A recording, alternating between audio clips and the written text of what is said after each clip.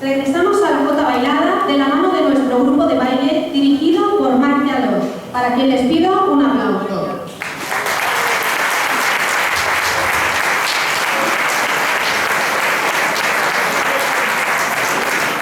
Nuestras bailadoras nos ofrecerán una vistosa coreografía del maestro y bailador zaragozano Mariano Cano.